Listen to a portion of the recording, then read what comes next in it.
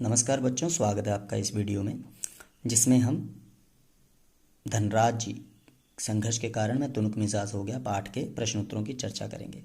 तो पहला प्रश्न है कि साक्षात्कार पढ़कर आपके मन में धनराज पिल्लै जी की कैसी छवि उभरती है, वर्णन कीजिए।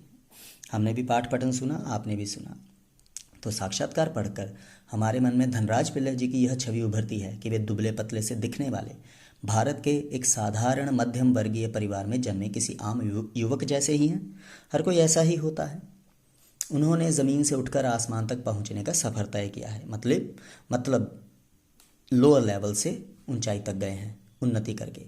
एक अभावग्रस्त बचपन जीने वाले धनराज पिल्लै जी आज हॉकी के नामी खिलाड़ी हैं। फिर भी वे अपनी जड़ों को नहीं भूले हैं। आम इंसान की तरह साधारण जीवन जीने में उन्हें आज भी कोई संकोच नहीं होता। वे मेहनती हैं, जुझारू हैं। परिवार और दोस्तों का उनके जीवन में महत्वपूर्ण स्थान है। हॉकी से उन्हें गहरा लगाव है।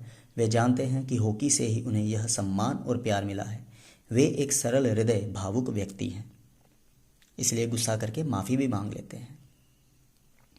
अगला प्रश्न है बच्चों, धनराज पिल्लै जी ने ज़मीन से उठकर आसमान का सितारा बनने तक की यात्रा तय की है। लगभग 100 शब्दों में इस सफ़र का वर्णन कीजिए। मतलब जो हमने पाठ में पढ़ा उसी के हिसाब से हम लिखेंगे। तो धनराज पिल्लै जी का बचपन मुश्किलों से भरा हुआ था। उन्होंने अभाव और गरीबी को करीब से देखा और महसूस किया था। तो उनके पास अपने लिए एक हॉकी स्टिक तक खरीदने के पैसे नहीं थे बेटा। शुरू में तो दोस्तों से उधार लेकर और बाद में अपने बड़े भाई की पुरानी स्टिक से उन्होंने काम चलाया, लेकिन आखिरकार उनकी मेहनत रंग लाई।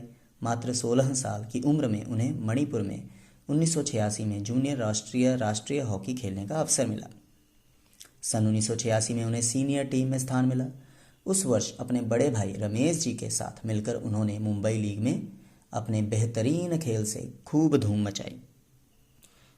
तो अंततः बच्चों सन 1999 में 1989 में उन्हें ऑलविन एशिया कप कैंप के लिए चुन लिया गया। उसके बाद शुरू हुई उनकी सफलता की कहानी और उन्होंने फिर कभी पीछे मुड़कर नहीं देखा। पीछे मुड़कर नहीं देखा का मतलब कि बहुत तरक्की की, ये नहीं कि घमंड आ गया। तीसरा प्रश्न है बच्चों, मेरी माँ ने मुझे अपनी प्रसिद्धि को विनम्रता से संभालने की सीख दी है। धनराज पिल्लै जी की इस बात का क्या अर्थ है? तो पाठ में एक जगह ये आया है, तो बात भी सही है। जब हम उन्नति कर जाते हैं, शोहरत मिल जाती है, दिमाग हिल जाता है। ईश्वर दिमाग सही रखे, सद्बुद्धि दे सभी को। तो धनराज पिल्लै जी कहते हैं कि उनकी माँ ने उन्हें अपनी प्रसिद्धि को विनम्रता से संभालने की सीख दी है कि घमंड नहीं करना। इसका यह अर्थ है कि प्रसिद्धि पाकर स्वयं को इतना बड़ा नहीं समझ लेना चाहिए कि हम दूसरों का आदर और सम्मान करना ही भूल जाएं। सही है ना बच्चों? तो सफलता की सीढ़ियां चढ़कर बीते दिन भुला देना ज़रा भी समझदारी की बात नहीं है।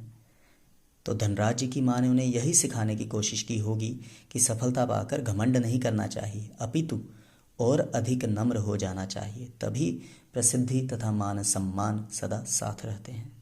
तो आपने देखा होगा जब एक पौधा बड़ा होता है तब ज़्यादा सीधा होता है, जैसे जैसे उस पर फल लगते हैं तो बच्चों वो झुक जाता है। इसीलिए तरक्की करने के साथ हमें ज़्यादा विनम्र होना है ताकि दूसरों के लिए उदाहरण बने।